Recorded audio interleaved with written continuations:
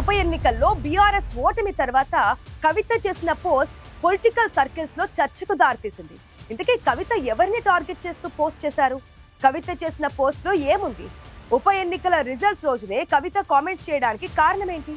ఇంతకీ రాజకీయ వర్గాల్లో కేసీఆర్ బిడ్డ కామెంట్స్ పై ఏం చర్చ జరుగుతోంది?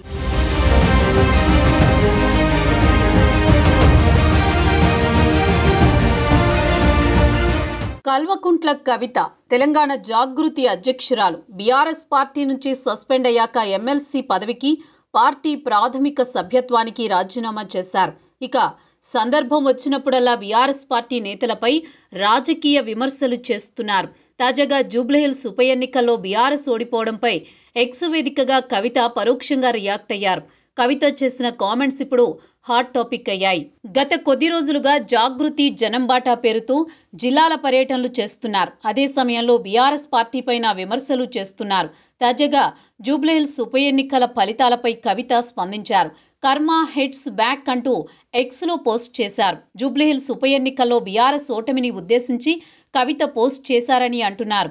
2019 లోక్సభ ఎన్నికల్లో నిజామాబాద్లో తన ఓటమికి కుట్ర చేశారంటూ కవిత బీఆర్ఎస్ ముఖ్య నేతలను ఉద్దేశించి కామెంట్స్ చేశారు. జూబ్లీహిల్స్ ఉప ఎన్నికల్లో కేటీఆర్ని టార్గెట్ చేస్తూ చేసిన కర్మను అనుభవించక తప్పదంటూ కవిత చేసిన కామెంట్స్ పార్టీలో కాకరేపాయి.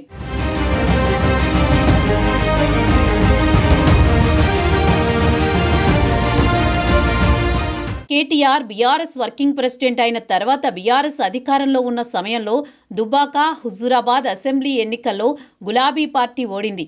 2019 లోక్సభ ఎన్నికల్లో బీఆర్ఎస్ పార్టీ 9 స్థానాలకే పరిమితమైంది. 2010లో జరిగిన అసెంబ్లీ ఎన్నికల్లో పార్టీ అధికారం కోల్పోయింది. ఇక వర్కింగ్ ప్రెసిడెంట్ గా కేటీఆర్ నాయకత్వ సామర్థ్యానికి ఉప ఎన్నికలు కీలకంగా మారాయి. 2024 పార్లమెంట్ ఎన్నికల్లో బీఆర్ఎస్ పార్టీకి ఒక్క లోక్సభ స్థానం కూడా దక్కలేదు. అదే సమయంలో సికింద్రాబాద్ కంటోన్మెంట్ నియోజకవర్గానికి జరిగిన ఉప ఎన్నికల్లోనూ బీఆర్ఎస్ సిట్టింగ్ స్థానాన్ని కోల్పోయింది. దీంతో పాటు తాజాగా జరిగిన జూబ్లీహిల్స్ ఉప ఎన్నికల్లో బీఆర్ఎస్ తన సిట్టింగ్ స్థానంలో ఓడిపోయింది. త్వరలో జీహెచ్ఎంసీ ఎన్నికలు జరగనున్నాయి.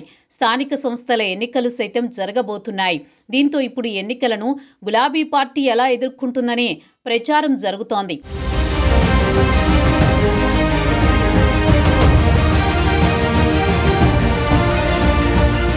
బీఆర్ఎస్ అధికారంలో ఉన్నప్పుడు కేటీఆర్ మంత్రిగా, వర్కింగ్ ప్రెసిడెంట్గా పార్టీలో, ప్రభుత్వంలో చక్రం తిప్పారు.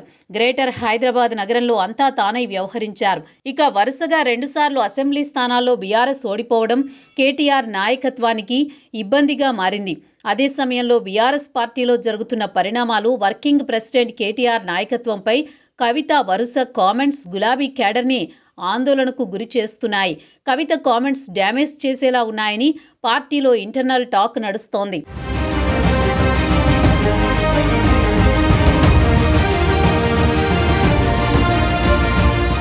మరోవైపు కవిత ఇటీవల మెదక్ జిల్లా పర్యటనలో మాజీ మంత్రి హరీష్ రావు, ఎమ్మెల్సీ నవీన్ రావు, మాజీ మంత్రి గంగుల కమలాకర్పై చేసిన వ్యాఖ్యలు తీవ్ర దుమారం రేపాయి. ఇంతకాలం ఆచితూచి వ్యవహరించిన గులాబీ నేతలిప్పుడు కవితపై ఎదురుదాడి మొదలుపెట్టారు. హరీష్ పై కవిత ఆరోపణలను సంగారెడ్డి ఎమ్మెల్యే చింతా ప్రభాకర్ తీవ్రంగా ఖండించారు. దేవుడి కడుపున రాక్షసి పుట్టిందన్నారు. ఇటు కుత్బుల్లాపూర్ ఎమ్మెల్యే కేపీ వివేకానంద గౌడ కూడా కవిత చేస్తున్న ఆరోపణలు కాంగ్రెస్కు లాభం చేకూర్చేలా ఉన్నాయని తప్పుబట్టారు. కవిత కాంగ్రెస్, బీజేపీ చేతుల్లో అస్త్రంగా మారిపోయారని విమర్శించారు. రానున్న రోజుల్లో కవితపై గులాబీ పార్టీ నేతలు మరింత ఎదురుదాడి చేసే అవకాశం కనిపిస్తోంది.